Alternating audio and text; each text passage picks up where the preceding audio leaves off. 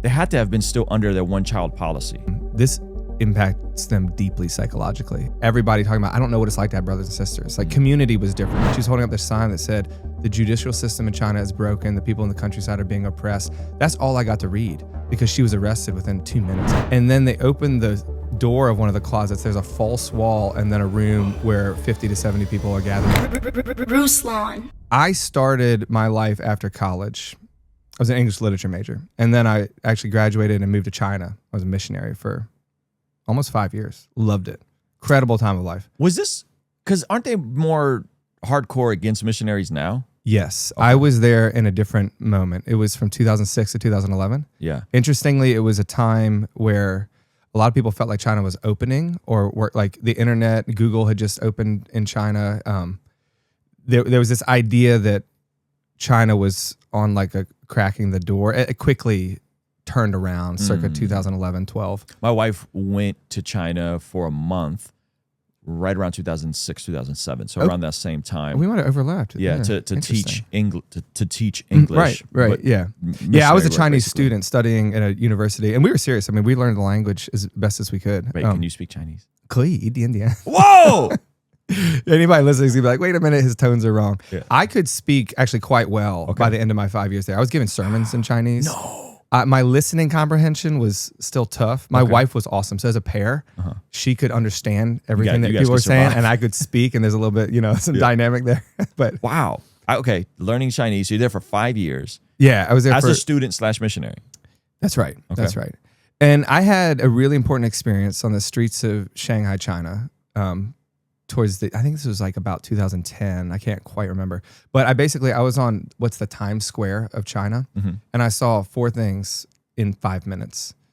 Black market thief, super common. Drug dealer, super common. 7 or 8 open brothels, super common. And a political protest, very uncommon. I had never seen a political protest in all my years in China. And I watched this political protester get arrested while the other 3 went about making money, selling their bodies, selling drugs, selling stolen goods. And nobody in China wants it to be this way, right? I mean, this isn't like to try to slam dunk on them, but the fact was their system is set up so that the one brave act of love for neighbor. I mean, I still remember the old lady's sign. She was holding up this sign that said, the judicial system in China is broken. The people in the countryside are being oppressed. That's all I got to read because she was arrested within 2 minutes, and I read Chinese pretty slow. Wow. But it was this day for me where I felt a new dimension of the world kind of popping up, where I was like, oh, I'm in China on this mission, which I believe in and still believe in, and I still support missionaries all around the world, of sharing the gospel almost like horizontally, like convert somebody else, they convert somebody else. Absolutely beautiful, brilliant, a part of the Great Commission. But I saw, like, I would say almost the world pop into relief, and the top-down influences of how we structure society, of how we set up law and economics, creating moral outcomes for people. And it was one of those life moments where I feel like the Holy Spirit just snuck in and was like, this is where I want you to think, to work, to act, to be a... So I actually, Ruslan, I mean this, I came back to the States feeling like God had called me to be a missionary within law and business. Okay. Like a missionary to the structures that exist, like to try to bring the gospel to bear on them. That's fire. Can I ask a clarifying question? Yeah. Is this around the time of, they had to have been still under their one-child policy? Yes.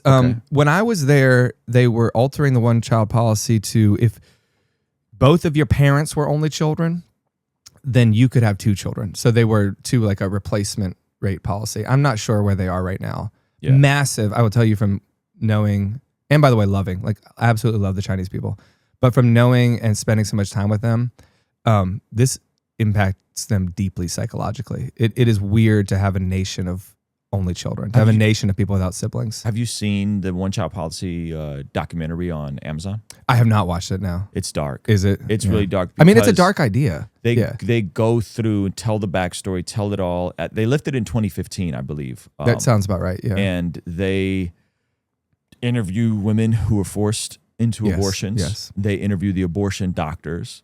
One of the most bizarre, gruesome scenes was a doctor that kept some of the babies and they're in jars. I mean, Dude, when you're in that really dark world, it does dark things to you.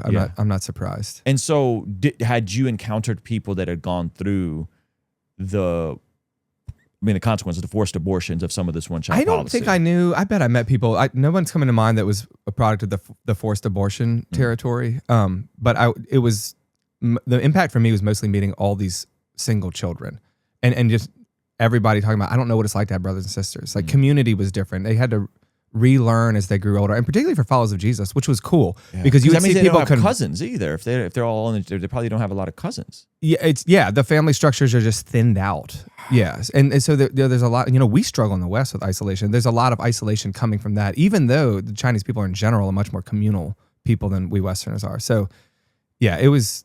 And how was the church there? Like, it was beautiful. It was okay. It's incredible. Were they meeting publicly, or was it more underground? Oh, underground. Okay. Yeah, and we made sure to keep our the whites. We went to family groups. We called them in our own apartments with just other foreigners because we didn't want to get them in trouble. We didn't want to put what they were doing at risk. Once or twice, I remember, incredible experience.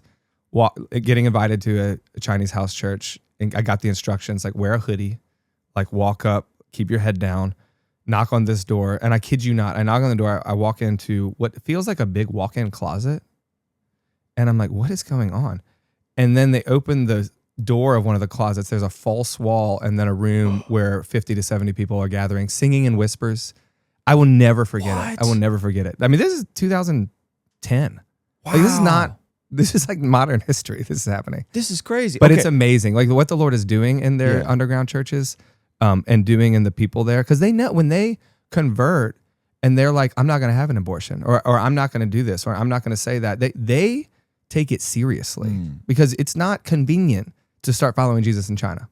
I mean, increasingly, it's not convenient in many places, but it's very, very inconvenient in China. And so it's really beautiful to watch them come to faith and start following Jesus. Have they locked down more against? Like, have they gone harder? A lot of the people that I was working with when I was there have been kicked out. Or just left because it's sent away. Yeah. Wow. I mean, a lot more house church pastors get arrested now than previously when I was there. So, I'm really over a decade removed from paying close attention to China. So I'm by no means an expert, but anecdotally, the people that I knew, lots of them are no longer there. And that's been intentionally them getting harsher against the church in China. Yeah. I mean, this is President Xi. What about mainline, like Catholic, Eastern Orthodox, like mainline big churches that have massive presences? I mean, that mainline, because people will say mainline's Protestant, but you know what I mean, like the big the thing about movements. So I'm not an expert here, so I'm speaking a little bit off the cuff. One of the big points for China is they call it the three self church: self-governing, self-propagating, and self-financed. I think are the three selves. And so, the Catholic Church is under Rome, so it's not going to be under Beijing. So there's sort of an inherent conflict there.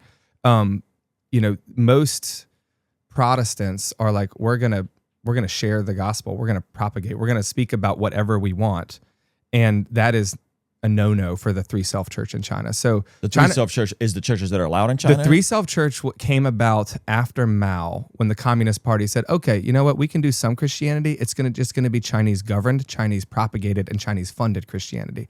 And most Christians are like, that's not how the church interacts with the state. That's just not, no, like we bow to no state, right? This is a fundamental claim of all churches. Like Caesar can have what is Caesar's, and God will take what is God's, i.e. everything is God's. So, it's an inherent conflict with the way that China sees itself. What do you make of what's happening now in China in terms of them being more of a superpower, most of our goods coming from there, some of these tariffs? What is your thoughts on that? I just long for reconciliation, man. I really do. I got to know the Chinese people well enough to really love them and to see how they love the Lord and to see a lot of the beautiful, good parts of their culture. I mean, like I've got problems with the American government, and we could talk all about that. I've got problems with the Chinese government. But I love Chinese people, love them. And I would love to see friendship between our nations. I mean, the world is going to do well when we get on well.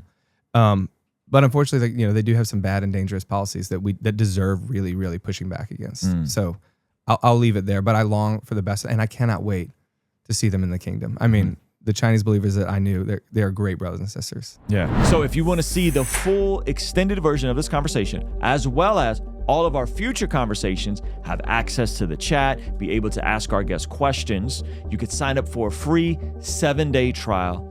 Patreon. The link is in the description and the pinned comment below. Here's a little preview of this conversation. I'll never forget, I was in the kitchen with my wife one night where she asked me to push some dishes away.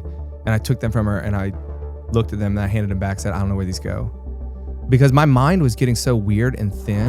5 minutes later, I'm sitting on the foot of my bed, halfway through an email to the London office, when I realized my son is still crying. Like I never went to help him. But I become the guy who's more attentive to the cries of his office than the cries of his son. Oof. I had no idea that the smallest and most ordinary patterns of our days and weeks actually do affect our souls and bodies in the most extraordinary ways. That's right. And after a month or two of living according to these new rhythms, my life began to drastically change. Drastically change. I remember talking to my therapist about this, and he's like, how are you doing with stress? And I was like, well, I don't feel anxious and I don't feel stressed. And he's like, okay, let me ask it to you this way. How are you doing with? And I was I like that way of asking. Yeah. Good. Imagine that they told you, hey, if you take this pill, you're going to sweat profusely, want to throw up, your muscles are going to ache, you might collapse from feeling like you're out of air, but trust me, it's good for you. You'd be like, what? But that pill is exercise. Just like the rest of human work and technology, it can do great good and great evil. Yep. So we've got to come in as believers and say, let's let it do great good. But let's be serious and outspoken and loud about the great evil.